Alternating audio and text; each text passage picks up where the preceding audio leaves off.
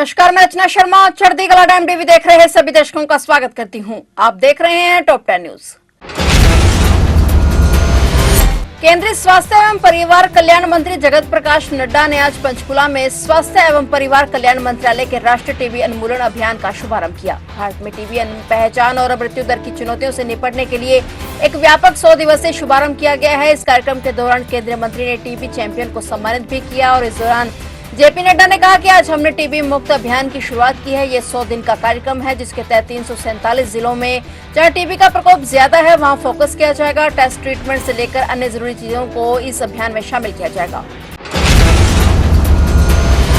MSP लागू करने और अन्य मांगों को लेकर शंभू बॉर्डर पर बैठे पंजाब के किसानों ने दिल्ली कूच कल रविवार दोपहर 12 बजे तक टाल दिया है। किसानों ने सरकार को बातचीत का अल्टीमेटम दिया है। किसान नेता सरवन सिंह पंदेर ने कहा कि किसान जथेबंदियों के दरवाजे बातचीत के लिए खुले हैं। अगर केंद्र सरकार बातचीत का न्योता देती है तो मांगों को हल करने की दिशा में कदम उठाया जा सकता है। पंदेर ने कहा कि आज पंजाब में भाजपा नेताओं का घेराव किया गया और कल रविवार को एक बार फिर किसान दिल्ली कूच के लिए निकलेंगे। महाराष्ट्र में शिवसेना प्रमुख उद्धव ठाकरे के करीबी सहयोगी द्वारा बाबरी मस्जिद ढहाए जाने और संबंधित अखबार के विज्ञापन की सराहना किए जाने के बाद समाजवादी पार्टी ने विपक्षी महाविकास अघाड़ी गठबंधन से बाहर निकलने की घोषणा कर दी है। महाराष्ट्र विधानसभा में समाजवादी पार्टी के 2 विधायक हैं। शिवसेना के विधान परिषद मिलिंद नार्वेकर ने मस्जिद ढहाए जाने की घटना पर पोस्ट किया था, जिसके जवाब में सपा ने ये कदम उठाया है। हाईकोर्ट के सीनियर वकील और दाखा विधानसभा क्षेत्र से विधायक एचएस फुल्का एक बार फिर से राजनीति में री एंट्री करने जा रहे हैं। एचएस फुल्का ने अकाली दल में शामिल होने की घोषणा की है। उन्होंने कहा कि जब अकाली में मेंबरशिप ड्राइव खुलेगा तो वे खुद पार्टी दफ्तर जाकर फॉर्म भरेंगे और अकाली दल में शामिल होंगे। फुल्का ने कहा कि केंद्र में पार्टियों का फोकस ज्यादा केंद्रीय मुद्दों पर रहता है, इसलिए वे राज्य की मांगों पर ध्यान नहीं देते। पंजाब को आज एक स्थानीय पार्टी की जरूरत है जो पंजाब के लिए काम करे और पंजाब के मुद्दों को प्राथमिकता दे, इसलिए वह पंजाब की क्षेत्रीय पार्टी का हिस्सा होंगे। दिल्ली के थाना फर्श बाजार इलाके में आज शनिवार बदमाशों ने कारोबारी की गोली मारकर हत्या कर दी। मामले की सूचना पर तत्काल पुलिस मौके पर पहुंची और मृतक की पहचान 52 वर्षीय सुनील जैन के रूप में हुई है। बताया गया कि मोटरसाइकिल पर आए 2 बदमाशों ने गोली मार दी है। एसीपी शादरा प्रशांत गौतम के मुताबिक क्राइम टीम को मौके पर जांच कर रही है और वारदात के बाद दिल्ली पुलिस के साथ दिल्ली सरकार ने कानून व्यवस्था के मुद्दे पर केंद्र सरकार पर निशाना साधा है।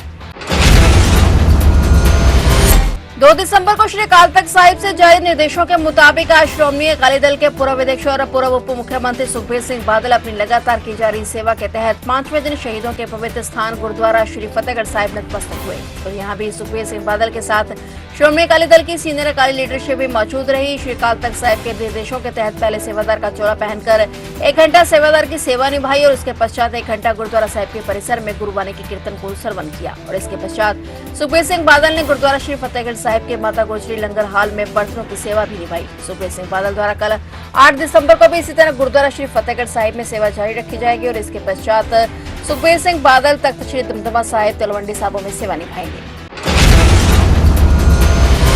उत्तर प्रदेश सरकार ने बड़ा फैसला लेते हुए अपने अधीन विभागों, निगमों और प्राधिकरणों में 6 महीने के लिए हड़ताल पर पाबंदी लगा दी है। इस संबंध में सूचना जारी की गई। माना जा रहा है कि यह प्रतिबंध निजीकरण के खिलाफ बिजली विभाग के कार्मिकों की संभावित हड़ताल को देखते हुए लगाया गया है। जारी अधिसूचना में कहा गया कि उत्तर प्रदेश अत्यावश्यक सेवाओं का अनुरक्षण अधिनियम 1966 के तहत अगले 6 महीने तक हड़ताल बैन रहेगी। उत्तर प्रदेश राज्य के कार्यकलापों के संबंध में किसी लोकसभा और राज्य सरकार के स्वामित्व या नियंत्रण वाले निगमों की स्थानीय प्राधिकरणों में यह प्रतिबंध लागू होगा।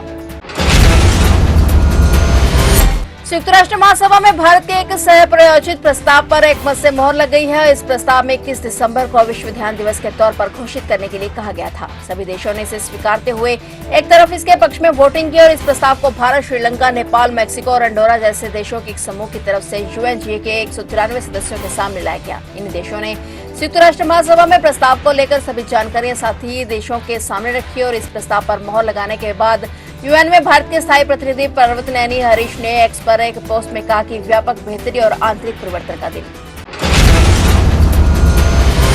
विदेश मंत्रालय ने सीरिया में वर्तमान में सभी भारतीयों से दमिश्क में भारतीय दूतावास के संपर्क में रहने की अपील की है और इसके अलावा सलाह दी गई है कि जो लोग वहां से निकल सकते हैं वो जल्द से जल्द उपलब्ध वाणिज्यिक उड़ानों के जरिए सीरिया छोड़ दें। सीरिया में बिगड़ते हालात से चिंतित भारत सरकार ने सभी भारतीय नागरिकों के लिए ये एडवाइजरी जारी की है। इसमें सलाह दी गई है कि वे अगली सूचना तक सीरिया की यात्रा करने से पूरी तरह बचे और एडवाइजरी में आपातकालीन हेल्पलाइन नंबर और ईमेल आईडी भी साझा की गई है। विदेश मंत्रालय ने सीरिया में वर्तमान में सभी भारतीयों से दमिश्क में भारतीय दूतावास के संपर्क में रहने की अपील की है।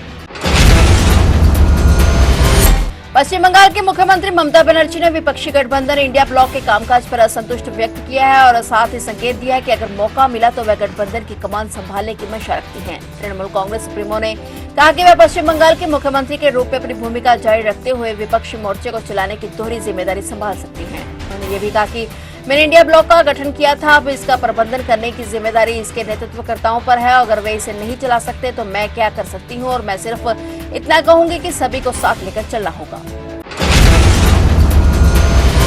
फिलहाल टॉप 10 न्यूज में इतना ही और नए समाचारों के साथ फिर से हाजिर होंगे। तब तक के लिए देखते रहिए चढ़ती कला टाइम टीवी।